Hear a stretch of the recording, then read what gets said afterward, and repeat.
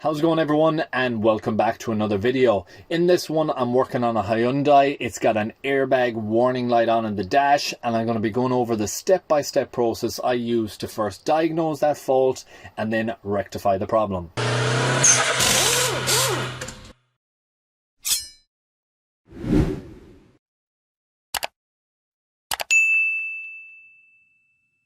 Okay, so first of all, this vehicle originally presented in the workshop in April. That was when I first looked at this and diagnosed the fault. It just came back the other day for having the final repairs, and I'm going to be going over the step-by-step guide on how I diagnosed it in this video. First of all, pulling the fault code, what you would do on your initial examination. In this case, it was B134600, driver's airbag resistance too high, first stage. Now, once you pull a fault code like that, the next thing is, can you use the scan tool to your advantage and get the most out of that tool? If the function is available, can you actually see the resistance on that first stage? And that's what I go to look to in this case. Your scan tool is such a powerful unit, and you can interpret data and gain knowledge from there. From looking at the airbag system, just by getting the reading without doing anything further, first of all, it was ranging from 10 ohms at one stage up to closer to 20 ohms. So I know that it's completely out of spec by looking at that. For your own knowledge, general rule of thumb is what I would expect to see here is 3 ohms and under. There are some systems that can go from 5 to 7 ohms, but they are usually, as a rule, 3 and under is what you would expect to see. Some pre-tensioners, etc., you can get between 5 and 6 ohms on, but you will never have between 10 and 20 when looking at these values. Now, when I see that, when I pull it up on the scan tool, I can do a very simple quick check, and that is turning the wheel left and right and seeing if there's any resistance changes. As you can see here, it's fluctuating as I turn it left, it's fluctuating as I turn it right. That gives me a very clear indication that the clock spring is a fault, and the fault lies in that ribbon cable that moves when you're turning the wheel left and then back right again. With that information, we spoke to the customer, told them the likelihood of the fault, and the customer was happy to proceed from there. The part was ordered, a genuine part, and the vehicle was brought back at a later date. So now that we have the vehicle back in the workshop and the part is ready to be installed, we set about and do this job. First thing I recommend is disconnecting the negative on the battery. I do this before I even start to think about doing the job. That way I can leave enough time so that everything is drained and the system is completely safe to work on. So that's the first thing I do here, and then I set about later on and come back and start the job. Inside in the cabin, what I do then is I set the steering wheel as close to center as possible with the steering lock on. I will take the steering lock on and off at different times, but having that starting point with the wheels dead center and then just locking it from there is what I recommend to do. This airbag is very easy to take out. It's got spring pins that hold it in 3 different positions. I use a 4mm Allen key. I push in on those spring pins. You push in on the right side, then the left, and then central underneath, and you will get the airbag to come out of position. When it's out of position, you just want to disconnect that electrical connector and the airbag is free to remove.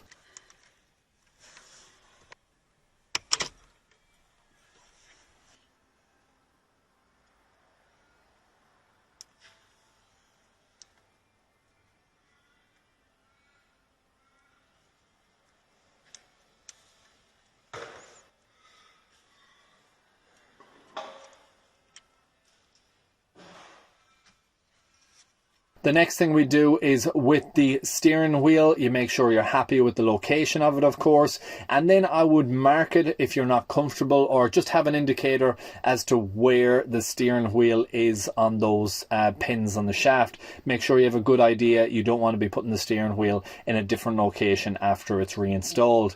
When you have the nut off the steering wheel, it's just a quick shake of the wheel and you can take that steering wheel off.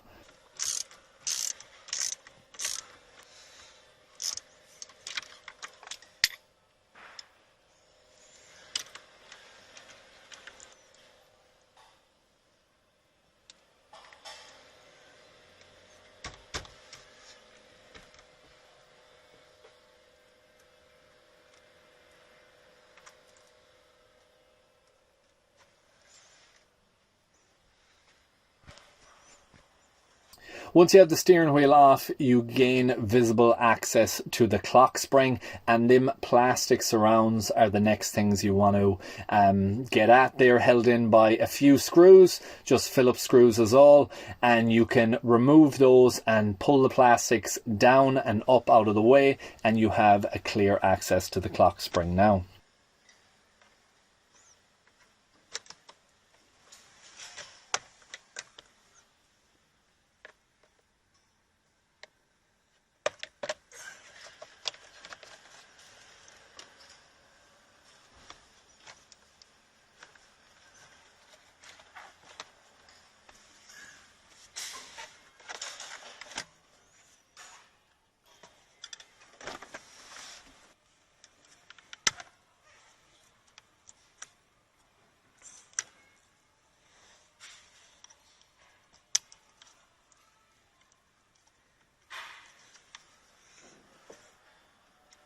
So the clock spring is held in by these retaining tabs. You're going to have to take off the electrical connectors that are also in place, but these retaining tabs just push out of the way, and then you can pull the clock spring out of position. Overall, it's pretty straightforward.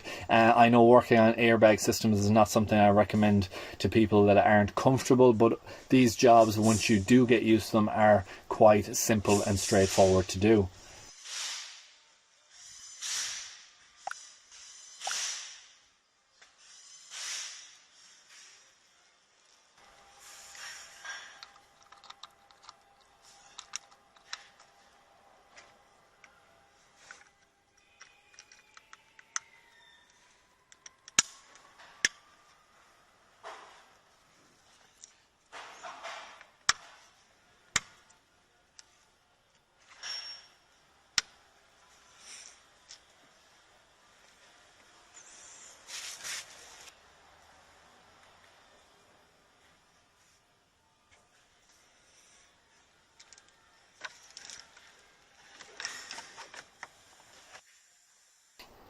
And like any other job, you just put them back together as you remove them. You follow the reverse procedure when you're installing all of the components. Get them all back together again, and once you have the system complete, you can then reconnect the battery afterwards.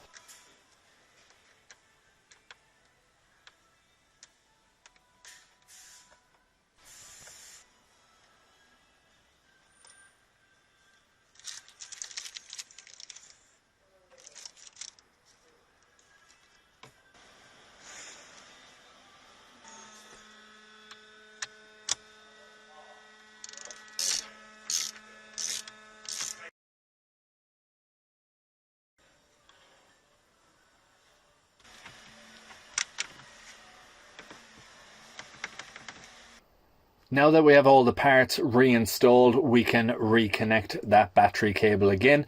Afterwards, it's clearing the fault code, making sure everything goes away and doesn't come back again. And of course, we want to get back in and check that driver's airbag first stage resistance and see what reading we now have.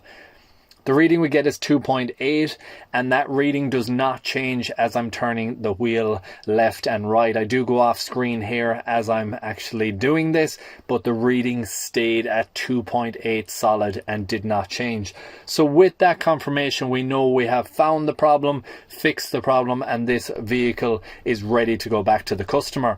I am going to show you in depth a little bit further, which is that failed part and the clock spring, and what actually that ribbon cable looks like and what component would have failed to cause this fault.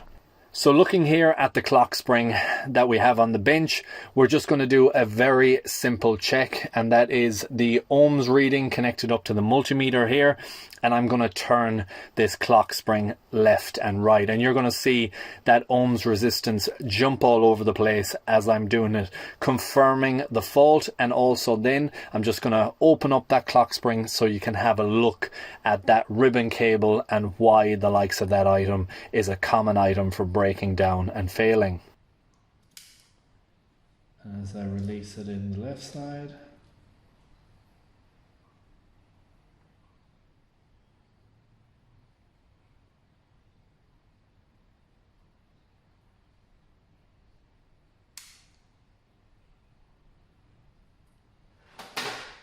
Ugh. It's hard. I really push hard on it together to make it open. Yes. I'll just push them back. Why are you pushing them back? Because I think this blue piece is actually holding it as well. So if all of them tabs are maybe pushed out, that blue piece might pop out of the way altogether. This might work. Maybe. This might work. This is gonna work. I think so. See? It is holding it. It's gonna pop out. I think so. Just this one left. There we go. Look at that. No, we can open it. Yeah. Watch this. This is a ribbon cable now. Can I see the ribbon cable? Yeah, watch it.